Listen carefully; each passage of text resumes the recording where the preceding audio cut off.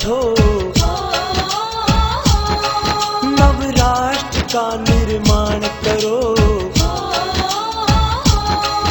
इस देश के युवा जाग उठो, नवराष्ट्र का निर्माण करो। राम कृष्ण हनुमान के सिद्धांत हैं अनिवार्य। नमस्ते मित्रों, जय श्री राम, जय रेवा। आज मैं यहाँ पर दुनिया के सबसे सर्वश्रेष्ठ आहार की बात करूँगा। दुनिया का सबसे शक्तिशाली भोजन है। देखिए, आप किसी भी बच्चे को 12 साल लगातार उसका सेवन करवा दें तो आप देखेंगे कि आपके बालक की जो बौद्धिक क्षमता है काफ़ी ज़्यादा बड़ी है और बच्चों के मुकाबले कई गुना ज़्यादा। शरीर में कहीं भी पैर के अंगूठे से लेकर सिर की चोटी तक कहीं कोई विकार नहीं है, कहीं कोई कमी नहीं है। शरीर से अपनी उम्र के और बालकों की तुलना में अत्यधिक बलवान है। वो एक ऐसा आहार है दोस्तों, एक ऐसी चीज है जो कि कभी से चलती आ रही है। हमारे महापुरुष भी उसको खाया करते थे, तभी वो इतने बलवान हुआ करते थे।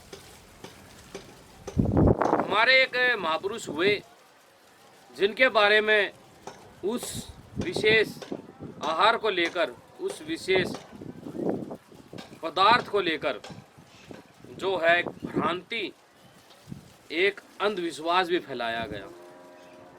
वो भी मैं आगे बात करूंगा, चीज़ का भी नाम बताऊंगा, थोड़े रुके रहिए। लेकिन मैं इतना जरूर कहना चाहूँगा, वर्तमान में हमारे राष्ट्र में, हमारे देश में कुपोषण नाम की जो समस्या है, जिन बच्चों को है, वो नहीं होगी यदि भारत सरकार कुछ चीज़ों की तरफ ध्यान दे। लेकिन मुझे पूरा पक्का यकीन है, सरकार किसी की भी आए, 100% इन चीज़ों की तरफ कभी भी ध्यान नहीं दिया जाएगा। सिर्फ हाय हाय करने से ही इन सभी को संबंध मतलब रहता है और कुछ नहीं। ठीक है, तो दोस्तों आप व्यायाम करते हैं, आप पढ़ते हैं या फिर कुछ भी करते हैं, उस चीज़ के सेवन से आपको अत्यधिक लाभ होने वाला है।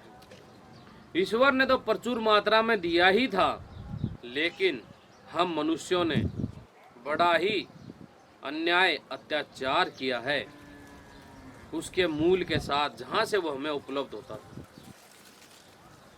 शायद इसीलिए आज हम देख रहे हैं ये ऋषि मुनियों का भारत देश इतने रोग से पीड़ित है, इतनी बीमारियों से पीड़ित है।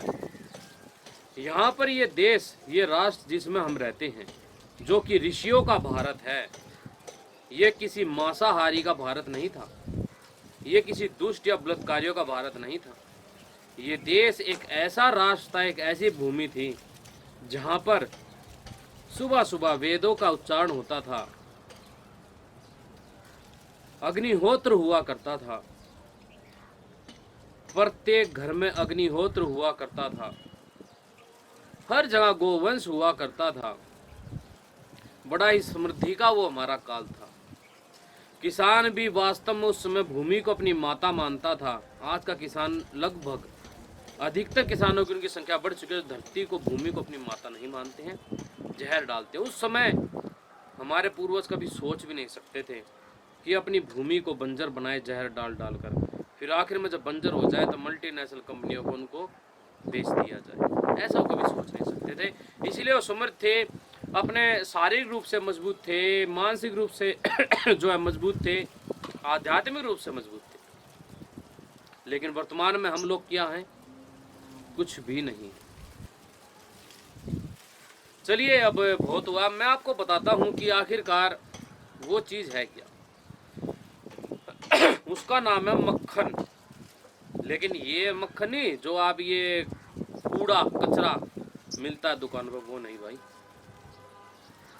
देसी गौमाता के मक्खन में ही केवल वो क्षमता है, नूनी घी में वो क्षमता है देसी गौमाता के, जो कि किसी को भी बलवान बना सकता है। देखिए, नूनी घी में देसी गौमाता की बात कर रहा हूँ मैं, किसी और पशु की या जानवर की बात नहीं कर रहा हूँ, सिर्फ देसी गौमाता की। जो चीज़ें आप प्राप्त करना चाहते हैं वो देसी गौ माता के ही मक्खन से संभव हैं।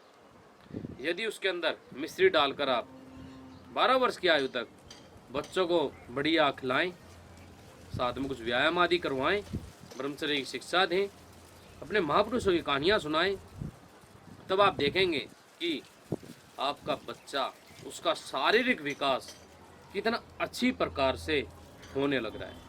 दूसरे बच्चों के मुकाबले बहुत ही बढ़िया शारीरिक विकास हो रहा है।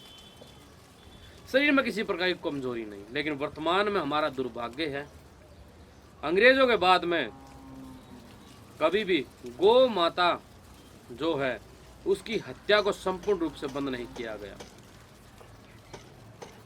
शायद क्या 100%। इसीलिए आज भारत के लोग अपने विनाश की तरफ बढ़ रहे हैं।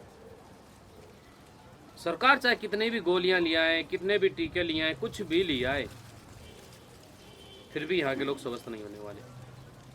उसके पीछे मूल कारण हमने अपने मूल को खत्म कर दिया, हमने गोवंश को खत्म कर दिया। हमने मनुष्यों की आबादी तो बढ़ा दी, लेकिन गोवंश की आबादी बहुत घटा दी।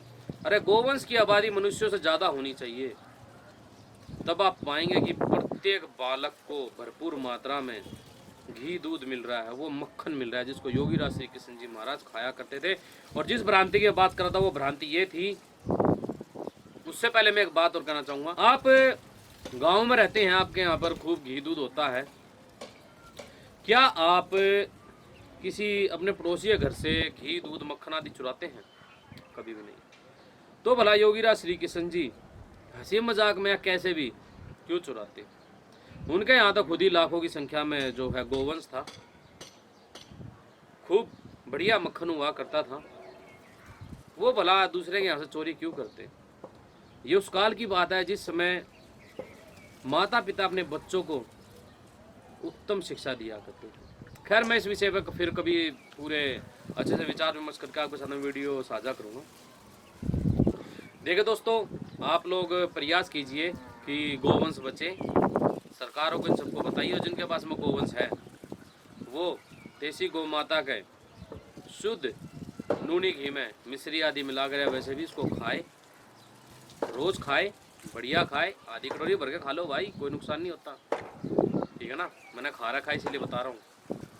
ठीक, व्यायाम आदि करो। और एक बात बता देता हूँ, जो व्यक्ति व्यायाम नहीं करते हैं, घर में पड़े रहते, तो भाई कुछ भी खा लेना कभी भला नहीं हो सकता, वो हमेशा रोगी ही रहेंगे। तो भाई खाओ, उसके साथ में व्यायाम करो, फिर देखो आप चमत्कार क्या होता है। जबरदस्त चमत्कार हो जाएगा, मजा आ जाएगा, आनंद आ जाएगा भाई। तो भाई ये जानकारी मैंने आपको देनी थी। बाकी अपनी सूझबूझ का प्रयोग कीजिए और जो करना हो कीजिए, ठीक है ना। और मैं एक बात कहूँ भाई, मनुस्मृति मंगवाओ अपने घरों में और उसको रखो और उसको पढ़ो। thanksbhat.com से मिल जाएगी आपको। ये 2 प्रकार की है, एक तो मनुस्मृति, एक शुद्ध मनुस्मृति, ठीक है ना। एक में मिलावट और सही दोनों प्रकार के श्लोक हैं, और एक में जो है मिलावट हटाकर सही चीज़ें हैं।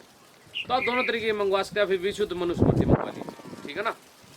तो ठीक है जी, नमस्ते, जय श्री राम, जय हरिवंश।